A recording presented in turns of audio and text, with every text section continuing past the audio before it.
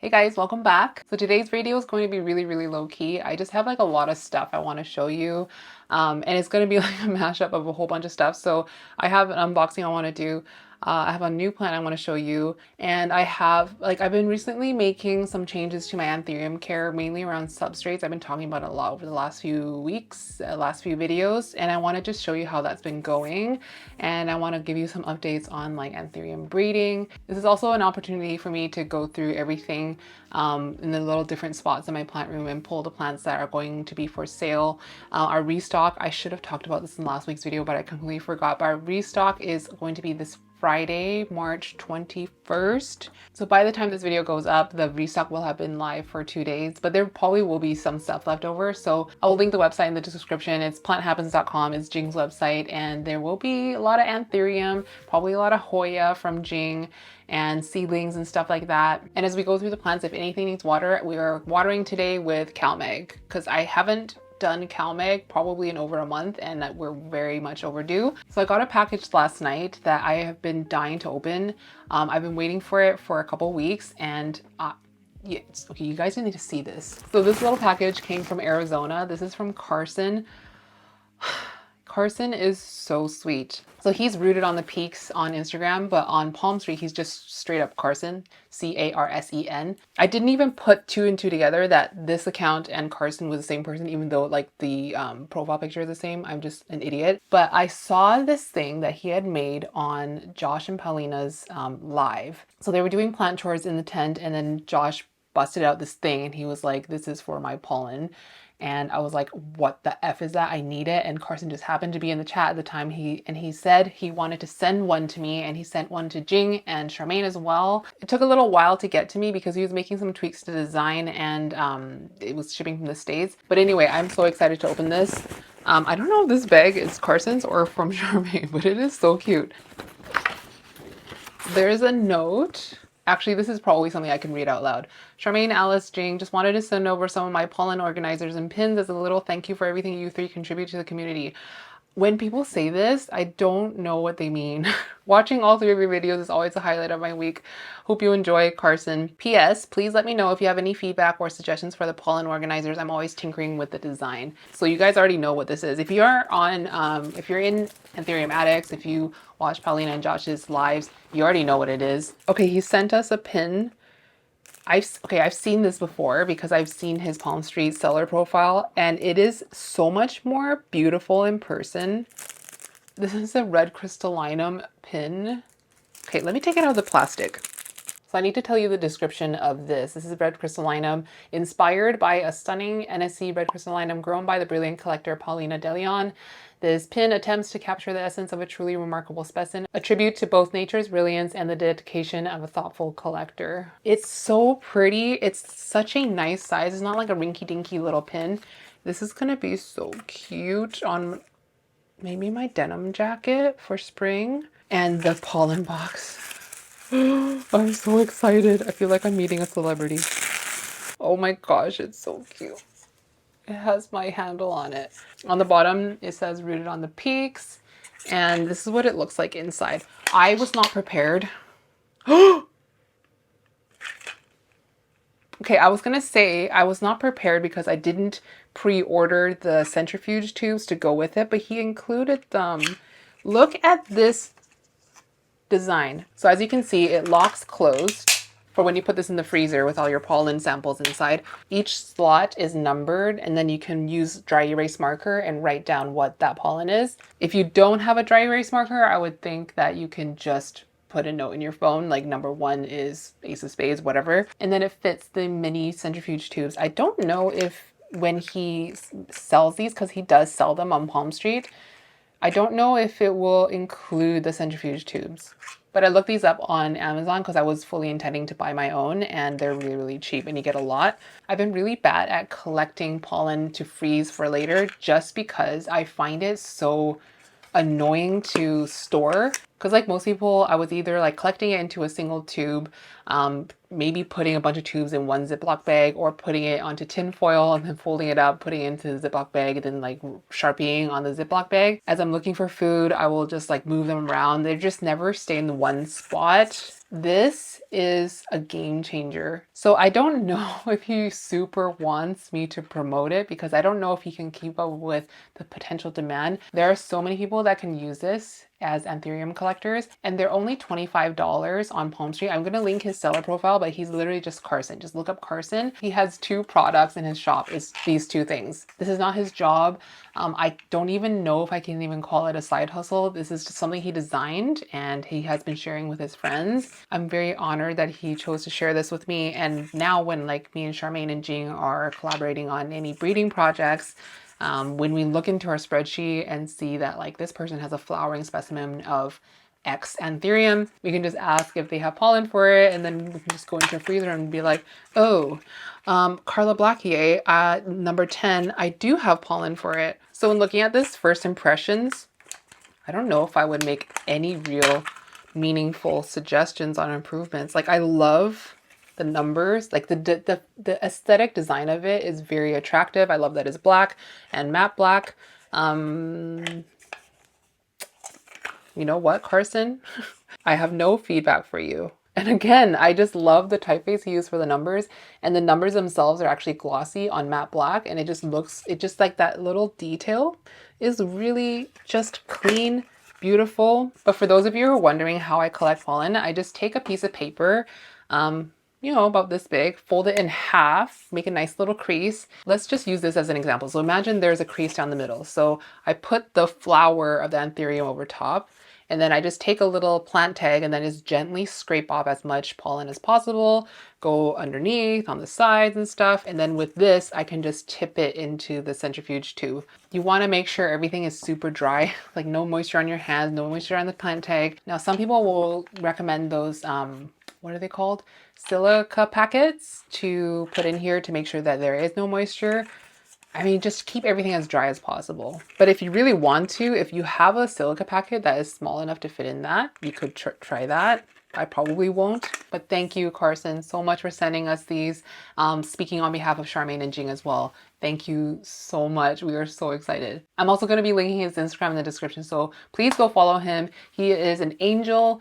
Oh, he's so sweet. So before we get into the growth updates and like the care updates, I did get a new plant. I went to Charmaine's house and she made me take home her King of Spades. So this is like her original King of Spades. She got it at the same time I got my King of Spades. I think this was in late 2020 or early 2021. Sometime last year, she got another King of Spades from the same seller, which is Artium Plants on Instagram. And she thinks that that one grows better for her. She said this one has always been like kind of a headache to grow. It never really likes her. And I'm just noticing that this one has like a blister variegation splotch right here. So basically she was saying, will you get mad if I get rid of it? And I said, yes, I will get mad. I will foster it for you and give it back to you. So now suddenly I have 4 King of Spades. This one is planted. All I can see is just like a very chunky soil mix with a lot of leca in it and like barky chunks. I don't know that there's tree fern, like I don't really see it. And then with King of Spades, I'm learning to keep it a little bit chunkier just because I'm learning. It took me a really long time to learn that they do actually like to dry out more than other Anthurium. I would say not as much as Clarinervium like to dry out. Clarinervium really like to dry almost completely out from my very limited experience with Clarinervium, but I'm finally seeing success on 2 of my Clarinerviums, and that is by letting them dry, I would say almost 100%, maybe like 90% dry. Like the substrate looks dusty, you pick it up, it feels super, super airy and light. I would say King of Spades is not quite like that, but it would definitely benefit from a substrate that dries out more airflow to the roots, and just not as wet as I keep my other Anthurium. I'm not going to repot this today, but I will be repotting it soon, just so you guys know, into my tree fern soil.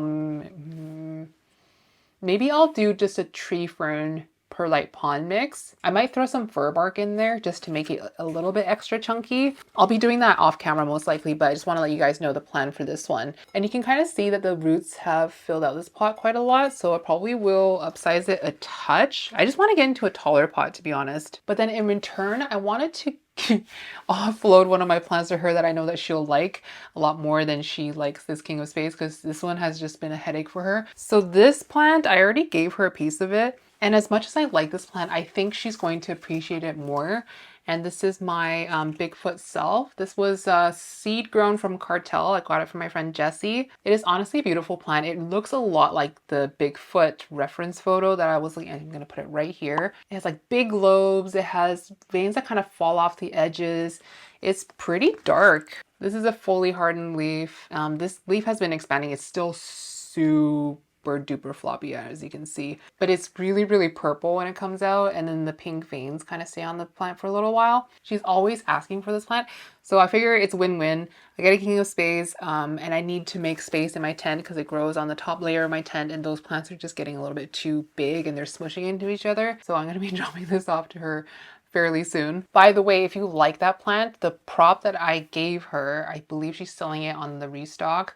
So have a look. I don't know if it'll be sold by this point, but it might still be there. Okay, so before we get into the growth updates, I just want to do a little preface just in case anyone hasn't been following along in this substrate journey I've been on. So about 6 months ago, I ran out of the soil component of my tree fern soil, and then I replaced it with sea soil. So I want to make sure I talk about this in the video just in case anyone else was also using sea soil at the same time I was, or got it because of me. But it is a product that is local to me, I believe, in here in British Columbia, but I think you could probably get it in other parts of Canada. So just in case you are also using sea soil, I was experimenting with it as the soil component in tree fern soil in the hopes of finding an alternative to peat as a soil component that has nutrients as well. So sea soil is like forest fines, like wood, the little bits that are like the byproducts of like lumber, the lumber industry, and they compost that and they add fish stuff to it for nutrients. So before I implemented the sea soil as my soil component, I ran it by Charmaine, who said that her friend uses sea soil pretty much exclusively.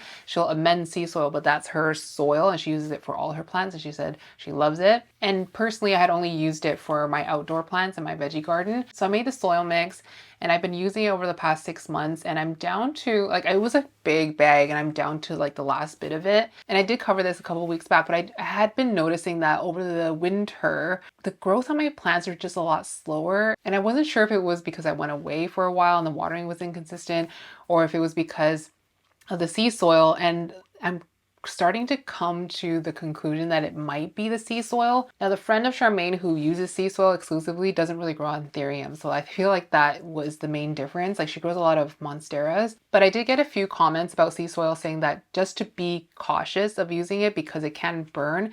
And I did look up the pH of sea soil, and it is they claim it to be 6.5, and I didn't even do the bare minimum of testing it myself, so I was a bit lazy to get out my pH test kit. So taking their word for it, it is kind of at a pretty ideal pH for growing Anthurium. But I've been noticing some issues on my Anthurium over the last 6 months that it's not every plant. There's been a few issues, and you're going to see them soon. I'll gather a few to show you. Some issues are that the plants weren't growing.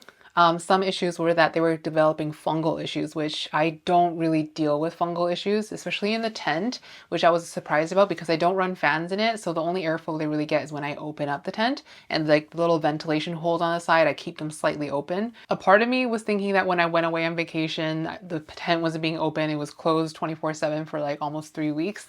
So I thought maybe that's why the fungal issues were happening, but it has persisted. And I am kind of the opinion that fungal, the culprits of fungal issues are in the, they're constantly present unless you're sterilizing everything, which I don't, obviously.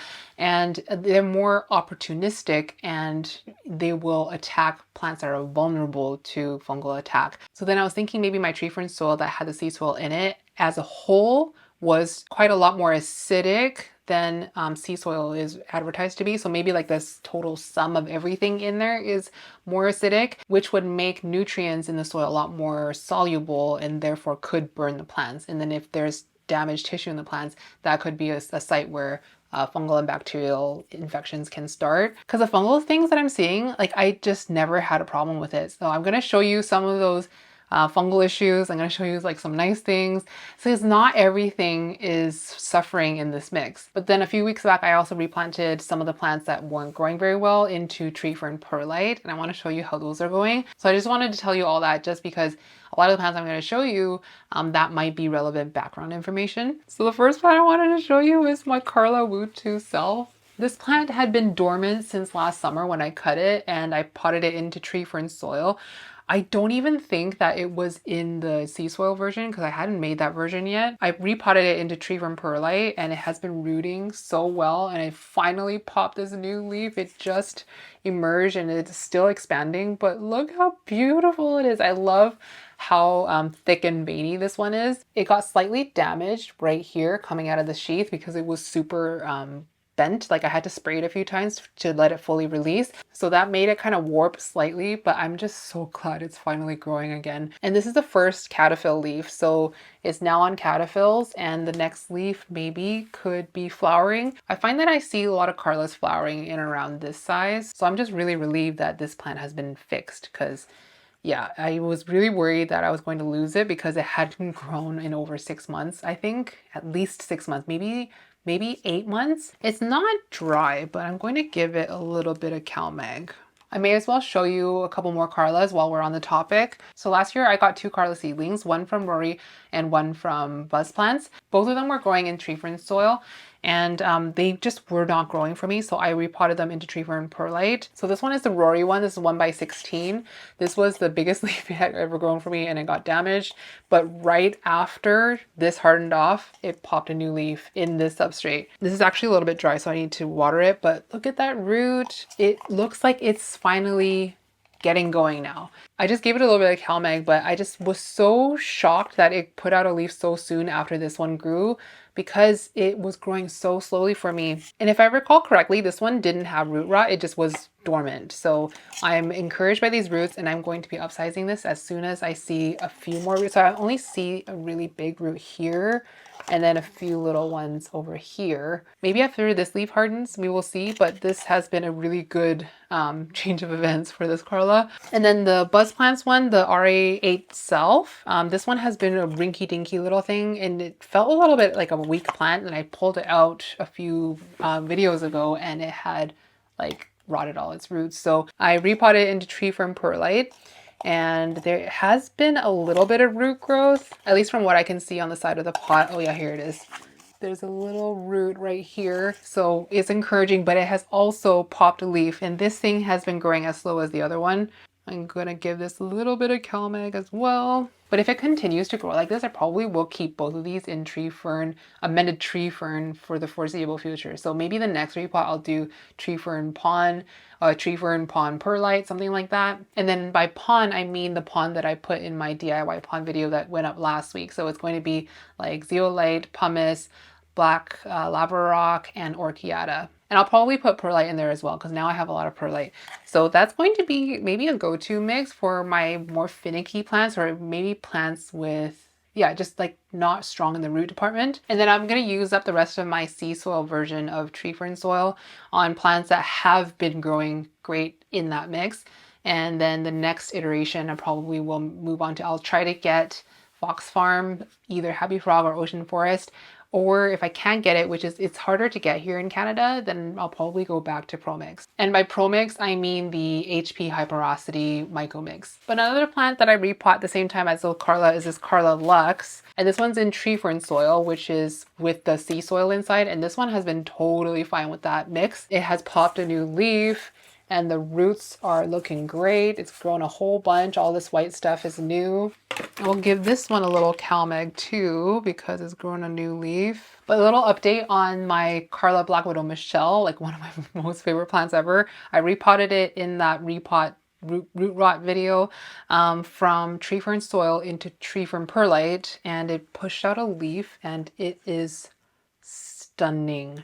So this plant has never been really strong in the root department for me, and it's been a fairly slow grower, and the roots are very skinny. Here's a new root that has grown. Do you see how skinny it is? It's on the thin side for an Anthurium. So when I had repotted it, it had pretty bad root rot and the leaves were curling back like this. But this new leaf is so pretty. I think as it's growing bigger, it is starting to resemble a bit more of the Black Widow Michelle, but not round. So it does have like the venation. I'm just gonna pop the Black Widow Michelle in here as a reference. So the venation looks quite similar, but it just kind of has like a shape of a classic Carla.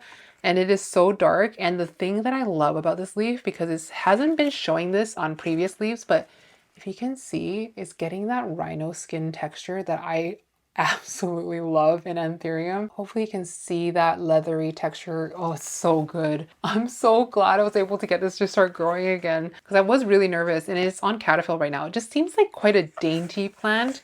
So I'm really scared to do anything drastic with it. So like it's in tree fern perlite now. I probably will be keeping it in tree fern in the pond kind of mix for the foreseeable future as well. I think this is a plant that likes to be always a little bit on the wetter side just because those roots are so thin. And these leaves that got curled back during the root rot episode never really uncurled. So I think it's going to be a while before it looks like a big healthy plant, but I am encouraged by this leaf. It's a little bit of a size up from the previous leaf, which is this one. It's just a little bit bigger. And while I hope that it grows a little bit wider, I am still really, really happy with these veins.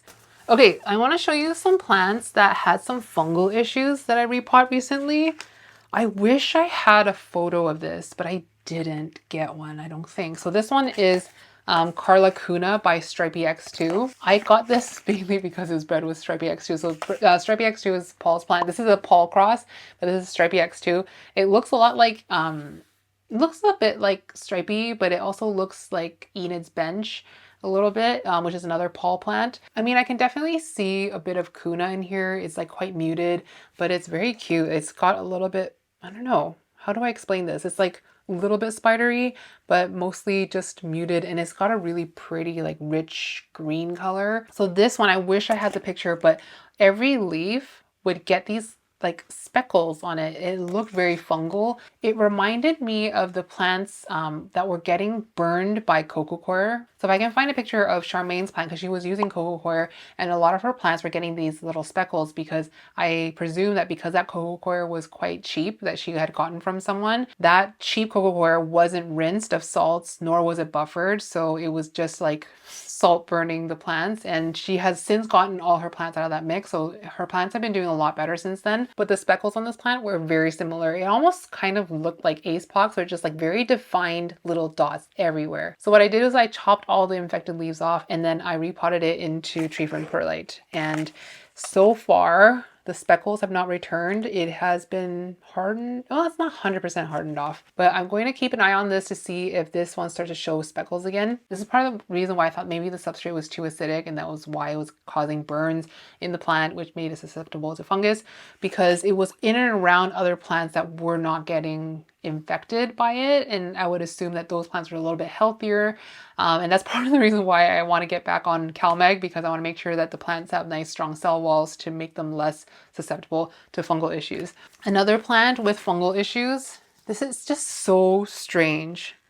Look at this. So this one is Pap Voldemort crossed with Ralph Lyon himself, and I got this from Josh, and this one has like more of like a powdery mildew rust kind of look. So this one I believe is the first leaf it grew after it came over here to Canada, and since then it's grown to, well, it's just put out a new leaf, but it's grown and hardened off 2 leaves. This one didn't have the rusty thing at first, but as the leaf hardens off, it starts to get rusty. And this one, the same thing happened. It grew out, and then over time, the mildewy stuff formed. So I repotted into tree fern perlite. And by the way, all the fungally plants, I repotted it and I made sure I put great white in there just because, I don't know, maybe like the beneficial fungi would battle the pathogenic ones. But I haven't seen a ton of root growth. I think I did this like less than a week ago. So we'll see how this leaf forms and if the fungal thing persists, but I did not use any antifungal on these. I do have a couple of antifungal. I have Phyton 35 and I have copper fungicide. I just haven't used it. I wanted to test just changing the substrate, great white, make sure I like work on the roots, maybe a bit of CalMag after the great white has had time to establish, and then see if that would fix the issue. I just want to know for me because this plant already looks ugly, right? So I'm not gonna like panic and do a whole bunch of drastic things. I'd rather just try to just change one element, which is substrate, before going the antifungal route. I should probably also mention that this could just be a completely different issue other than sea soil. It has nothing to do with sea soil. This is just a conclusion that I've kind of jumped to in my head over some observation. I'm just trying to like feel out maybe if that's true or not. I'm sure you're tired of looking at ugly plants. Let me show you a pretty plant. My HU red crystal just put out the prettiest leaf that did not get smashed into the side of the tent. Look at this thing of beauty. It's so round, it's so silvery. It's not that red, but it's beautiful. The last leaf it grew into the side of the tent, so it got a little bit warped. So this one grew free of any obstruction, and this one is so pretty. I love this plant so much. And this is one of those plants that is doing absolutely fine in the sea soil, tree fern soil. So like if I were to upsize this in the near future before that version of the mice tree fern soil is done, I would just put it in that mix again because it definitely does not seem to mind it at all. It's in fact, it's growing pretty well. The only thing is it has not flowered for me yet. I wouldn't be surprised if it flowers again soon. Do you guys, okay, so you know how King of Spades has been notoriously difficult to breed with. Some people get really lucky as a seed parent, getting a lot of seeds off of it. Some people are lucky with it as a pollen parent, but not a seed parent. But then a lot of people, myself included, have had issues with it being both a seed and a pollen parent. Like when you use it as a mother plant, you get very few seeds off of it. When you use the pollen on another plant, the seeds come out rotted. I am curious if the same issue happens with King of Spades Red Crystal in breeding. I don't recall seeing tons of King of Spades Red Crystal hybrids, but if you guys have seen it or if you guys have personally bred with a King of Spades Red Crystal or the inverse of that, let me know how it is as a parent. Just a bit of CalMag before I put it back. Here's a plant I really need to repot, but it just put out a beautiful new leaf. Look at her. This one is Carla Bvep, but the one I don't show as often. This one was from Woohoo Tropicals, and we got it as a little seedling. And what was the last leaf on this? Oh, the last leaf that grew got crunched. It was growing in and amongst like a forest of leaves, but this one had a bit more space to expand and it's so pretty. It's such a nice little upsize too. This one's in a 4-inch pot. I really need to get it. Oh my goodness. Yeah, I really need to repot this thing and get it probably into like a 6-inch pot at minimum. The new leaves are really purple on this one and the veins are always quite bright, like more on the yellow side. I will say the GPH by Round Carla Bvep that I have, the new leaves are a little bit more dark pink, more wine colored, and the veins are a lot more pink. This one is just like really handsome. And this one actually has been easier than the GPH by Round. It's just been an easygoing Carla Bvep. I need to put it on my list this week to get repot because this is not cute. Okay, I've been really excited to show these to you for a really long time and it hasn't been the right time or place. But here are some seedlings that absolutely did not mind the sea soil. And these are my Dark Phoenix by King of Spades seedlings that I made with Jing. They're turning out so cute. So when we made this cross, we weren't really sure what to expect, but I knew what I had hoped for because knowing that Dark Phoenix genes are quite strong, so a lot of Dark Phoenix hybrids just look like Dark Phoenix, and then King of Spades is kind of the same thing. We weren't sure who was going to win out, but I really wanted like a muted King of Spades looking plant. Like I wanted King of Spades veins, but maybe like a little bit pinstripe and just cleaner and kind of dark.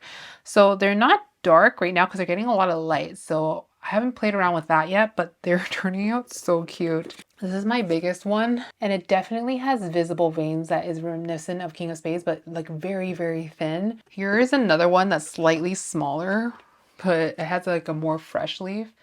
It's a little bit like pinky and then the veins are showing through. I just keep looking at this bin every few days just to see what the leaves look like. There's a new one. I don't know if you can see the veins on this one. It's easier to see in person, but there is visible pinstripe veining on it. And then there's other ones that look like this, that looks like a fat Dark Phoenix. Look at that. It has that pillowy Dark Phoenix look. The veins aren't showing through yet, but it just looks really wide. So that one's going to be really interesting as well. This one looks very King of Spadesy. Like, I wouldn't guess that this is a Dark Phoenix hybrid. Same goes for this one. It's a little bit bleached, but it kind of looks like a baby King of Spades. It just popped a new leaf, so we'll see how that one grows out. But I am so excited about these babies. I have 2, 4, 6, 8. I don't know about Jing, but I don't plan on selling these anytime soon because I want to see what they end up looking like. At least a little bit more. I want them at least the size of maybe closer to like this size before I let any of them go. But they've been really easy. And I remember I potted this up right before I went away on holiday. So this would have been like November sometime. They'll be ready for a repot fairly soon, but I put like a 2-leaf little seedling inside of a really big pot in the hopes that I can grow it in here long term. But I remember this mix being quite sea soil heavy. So there have been a lot of plants that have been loving the sea soil mix, but there have been a few that absolutely hated it, and then a few that are going just like okay. But these ones I would say like are growing great in this mix. But it's kind of interesting to me that of all 8 of the Dark Phoenix King of Spades hybrids, only one would I call like a very Dark Phoenix leaning, and that's this one. Everything else looks like a King of Spades hybrid. All right, so that is my transition, I guess, to talking about updates to Anthurium breeding. My little Carla Bevet seedlings are turning out so cute. So a lot of the seedlings I was graduating out of the little celled seedling domes, like these ones where I start off the seeds. These ones are different. These are Indo Mag by my Chris Carla, which are coming along. So I start them in tree fern fiber in those cells, and then when I transition them out, I was putting them into tree fern soil. And I just recently repotted all of them out of the sea soil, tree fern soil, just in case the sea soil was holding them back in terms of growth rate, just in case. So I moved them into either like a very small percentage of the tree fern soil and a lot more tree fern, or tree fern and pond. But anyway, this is what some of them are looking like now. They're starting to look a bit more like Carla. This one is so cute. So this one is in a tree fern heavy, like I would probably say 75% tree fern and then 25% other stuff like amendments and a bit of sea soil. Here's another one that's starting to look a bit more like Carla here and here. He's so cute. Those are definitely the bigger ones. Like I have smaller ones like more like that, but I'm going to put a bunch of them on the website for this weekend's restock. But then some of them are going to be a bit smaller like this. This is probably going to be the smallest size. Oh, it's dripping. The smallest size that I sell this restock, and I'll keep the smallest ones for myself. I'll keep a few of like the biggest ones for myself and some of the smaller ones, but I suspect that some of the smaller ones are just a little bit behind and they're not necessarily going to be always the smallest ones because they didn't all graduate out of the seedling domes all at the same time, and some of them were in sea soil. So I don't really know for sure what the reason is that some of them are smaller. Okay, so I have like a pollination story. I feel like it could be interesting to some of you. I'm just gonna film this on a separate camera because it'll just be easier to show you. So this is my Carla Wu oneself. This is the mother plant of those seedlings I just showed you. And after it made those seedlings, I had tried to pollinate it again with, what was it? I think it was this plant. This is my contaminated Carla from NSC Tropicals. This one was sold as pure Carla, but it's not, but it just put out a new leaf. It's freaking stunning. So I tried to pollinate this one. It did take for a bit, but then it aborted. By the way, it looks really gross right now. I don't know what the cause of this fungal stuff is. A lot of this yellowing I'm chalking up to it having produced berries, but I'm not really sure. It's still growing steadily. The roots look good. But anyway, it put out this leaf and another flower, and I intended to put pollen on it. Like I was either going to put this pollen again, or maybe my Magris Carla, which is not looking its best because it keeps getting smushed. It's like sitting on the floor of the tent. And then around the same time, Charmaine was looking for a plant to breed with her Forgetii Carla, which is actually here. So this is her Forgetii Carla. This is Forgetii by Carla Amanda. It actually has a new leaf. It put out this leaf since it came to my house, and it's still floppy, still growing. So she had been looking for a seed parent for this plant for a while. Like this plant was receptive for probably, like no joke, 2 weeks. And when the flower on this plant was coming out and it was starting to become receptive, my Carla was just putting out its flower. So it was just emerging from the petiole. So I was like, okay, that's probably going to work out. So we both thought this one would be well into pollen by the time my Carla was receptive. So we'll just take this, put it on my Carla. So she brought this plant over here so I could just do it like when it exactly lines up so we don't have to coordinate too much. So this one was here, and it was just like so receptive. It was just dripping with stigmatic fluid. And in the meantime, my Carla's flower was starting to open up. And when it finally opened up fully, I was noticing that it got receptive fairly quickly. So my Carla was receptive maybe just a day or two after the spathe opened up. And then I was seeing the stigmatic fluid starting to form on the base of my Carla. So keep in mind that this one is still fully receptive, like dripping with fluid. My Carla is starting to become receptive and it's going through the phases faster than this one, it seemed like. So I wasn't really sure what was going to happen, but I was still holding out hope that this one could produce pollen in time. So anyway, maybe about 2 days after my Carla became receptive, it started producing pollen at the base. So at that point, this plant had been receptive for over 2 weeks. My Carla had just opened up and just became receptive and then immediately went into pollen. So then I told Charmaine, this is probably going to have to be the seed parent at this point because my Carla is already in pollen. And I was scared to lose the receptive window on this plant. So as soon as I could get some pollen off the Carla, I put it on this plant. And then I looked at the flower about a week later on the Carla and she's pregnant. So there have been a few posts about this in Anthurium Adex about Carla's selfing. And as you can see, it's like quite a lot of berries that it's developing. And I'm pretty sure, like I'm like 99% sure this is a selfing, like an accidental selfing. So what basically happened was it was receptive and it was like starting down here as it does, and it's starting to be more and more receptive up here. But before it was fully receptive to the tip, it started producing pollen down here. And when I collected the pollen for the Forgetii Carla, I went like this, right? As I usually do with like damp fingers, brought it over, pollinated the plant. I'm pretty sure that in doing so, I grabbed pollen from here and then I fertilized the rest of the receptive spadix. Like it has to be what's happened because there wasn't anything around here that was in flower at the time except for my RA5 Swamp Bunny, which is this plant. It's still in pollen right now. Probably could collect this and put it in my pollen box. But nothing else in this tent at the time was in pollen, and I don't even really have a lot of flying insects in here. And even so, I don't think that an insect could do this much. So if it was indeed the RA5 Swamp Bunny, it would be really obvious in the offspring, so it's going to be easy to tell. But I feel like this is a selfing of my Carla Wu one. It's going to be very obvious because there's nothing else with Carla in it that is in flower that could have pollinated this. But it was definitely really interesting to me because it wasn't long since I had learned that other people's Carlas were just selfing on its own. But for this case, I think it was a interference by me situation, but it was simultaneously producing pollen and receptive. And then the Forgetii Carla has definitely taken as well. So this one will be Forgetii Carla by Carla Wu oneself. So anyway, lots of Carla hybrid babies in the future, I think. I was really excited to get this one on my Wu oneself, but it will have to be in the future. But this one is also flowering. This is my Ace of Spades, just put out a new leaf for the first time in a while. And this one, I'm happy to say, is also with child, I believe. I pollinated this, let's see, when did I pollinate this? I pollinated this January 21st, so it's definitely growing something if it hasn't died by now. And this one was pollinated by none other than this plant. I think they're gonna make really cute babies, like very dark, minimally veined. Very excited for that one. I asked a few people how they find Ace of Spades as seed parents, and they say it's great. Not much more information than that. Oh, speaking of Ace, I forgot to talk about this one. This is my Ace Carla. This is the only one I have left, but this one was bred by Juan, and I moved it out of tree fern soil into tree fern perlite, and it pushed out a leaf that's way bigger than the other leaf. I see some root growth, which is encouraging because it didn't have a massive root system. Okay, I just have a few more growth updates.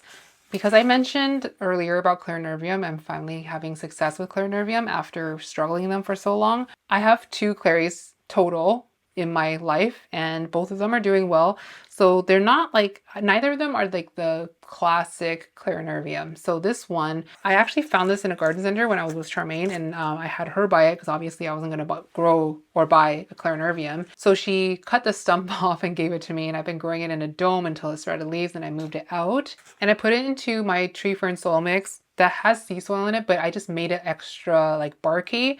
And it's starting to look so good. And this is purely just from me letting it dry out. Obviously it's still small, but this one I really like because the veins, there's like so many little tiny electric veins.